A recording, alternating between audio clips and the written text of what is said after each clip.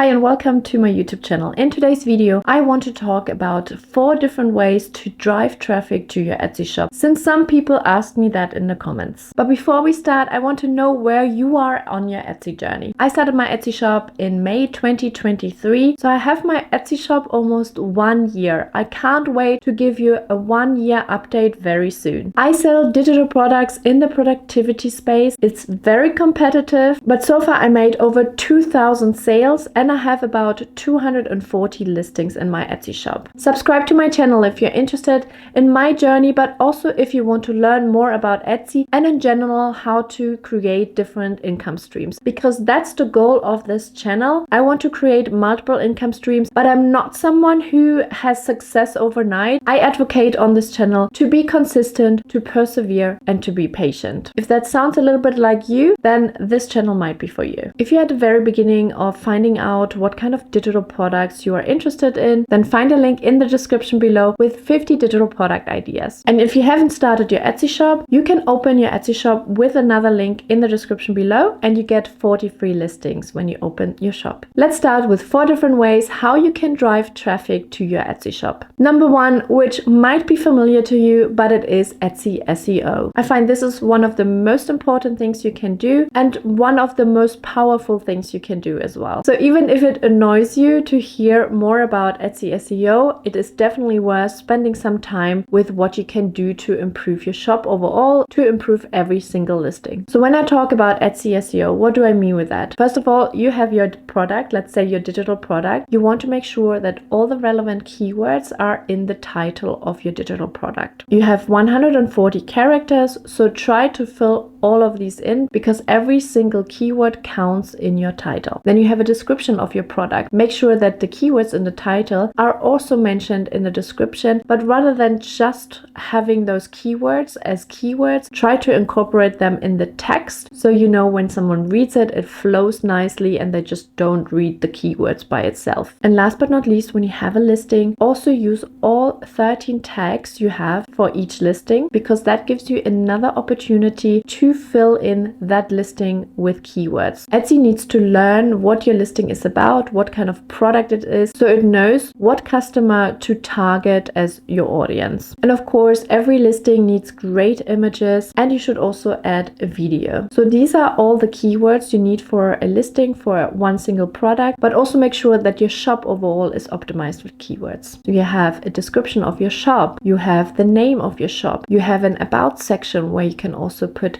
details in. That is all Etsy SEO. So that's the first thing you need to do to actually drive traffic to your shop. Everything happens within Etsy. It's very important because you want to take advantage of all the traffic Etsy already gets. And then it's just a matter of popping up to a customer so they can click on your listing and get more information and then hopefully purchase your product. So the second traffic source I would recommend is Pinterest. So Pinterest is a little bit tricky because it might not get you traffic right away. It's a bit of a long game, but one I think is very worth it. So normally when you start pinning on Pinterest, you might not get traffic straight away. You get a little bit of traffic, which is also great. You know, if you start from zero, having any traffic to your shop is wonderful, but it might not come in volumes straight away. So you need a little bit of patience and consistency to keep the game going with Pinterest. So I went viral with one of my pins, and that I think was a few months into my Etsy journey, maybe about 5 months or so. I already had a little bit of an audience on Pinterest. That probably was also a reason. So you need to build up a little bit of an audience, but in general, sometimes it really comes to the product itself. Is it of interest for people? And then it could spiral. You never know when something goes viral. But by posting regularly on Pinterest, you increase the opportunity to get discovered by potential customers. What do I mean with consistency? That is really up to you. You know, consistency could mean 1 pin per day. It could mean 1 pin per week. It could be 3 pins per day. It's really up to you what you are capable of with your own time. I normally sit down for at least an hour or 2 and prepare the pins and schedule them for a whole week or sometimes 10 days. So that's also a good thing. It makes sense to kind of bulk prepare and then spread them over the days days, so it's not overwhelming and it shows some consistency. I hate to say that because you might not like it, but you have to put some effort in it. You have to create these pins and you have to schedule them to pin, you know. This is an ongoing task you should have daily or weekly, but once you pin something, it is there and can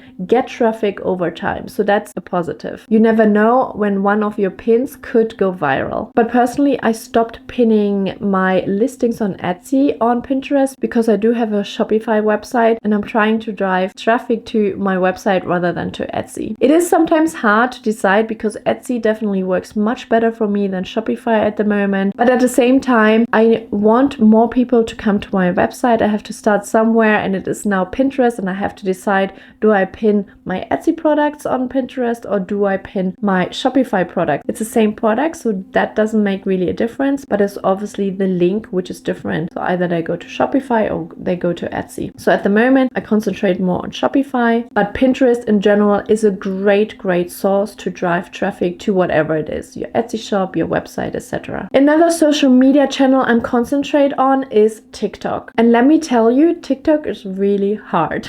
Any content creation, I feel, is not easy. So unfortunately, I'm not here to tell you there's a very easy way to drive traffic to your Etsy shop. It is something you, again, have to put some effort in it and be consistent with it. But TikTok is very fascinating, actually. I just started on TikTok. I have a few followers. I think it's about 12 followers. And I can see in my Etsy shop that some traffic is coming from TikTok. You know, I have barely any followers, and even with my content, it's not that much at the moment. And still, there were people taking the effort. I can't actually put a link on my TikTok account yet, so I just wrote it, so people have to copy paste that link to actually check out my shop. And that is absolutely fascinating. I feel I already had like about 40 people looking at my Etsy shop, so I can see that TikTok can be very powerful for your Etsy shop. I'm still at the very beginning with TikTok, but if you're interested in me talking a little bit more about my TikTok journey and driving traffic to my Etsy shop, let me know in the comments down below. I recently actually discovered a competitor and they got a lot of traffic, and I was like, wow, that's amazing. The shop is almost as old as my shop. It exists a little bit longer than mine, but they have so much more sales. So I was very curious how she did it. And then I discovered she has a TikTok account. She's very consistent with there. She doesn't even show her face. She's just using a planner with different printables, and those printables she sells on Etsy. So all the traffic, all the sales she actually makes on Etsy, or the majority of it, comes from TikTok. It can be so powerful. I think there's a big opportunity to use TikTok to drive traffic to your Etsy shop, but again, it takes a little bit of effort. You have to be consistent, you have to persevere, and you have to be patient. Just because you maybe post 5 or 10 posts on TikTok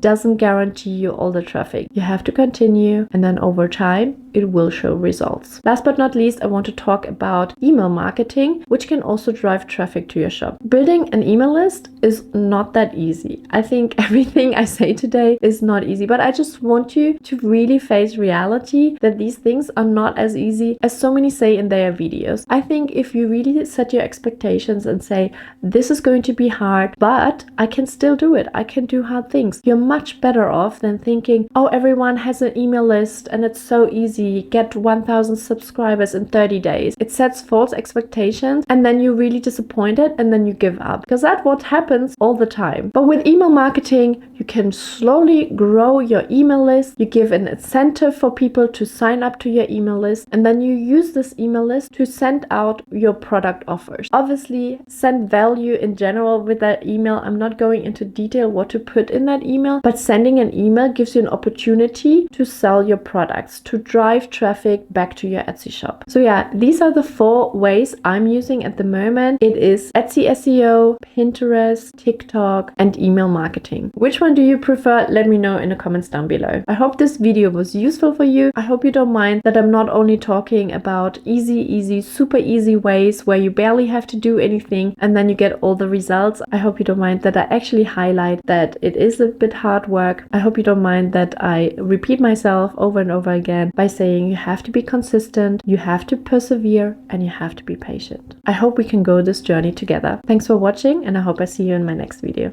Bye!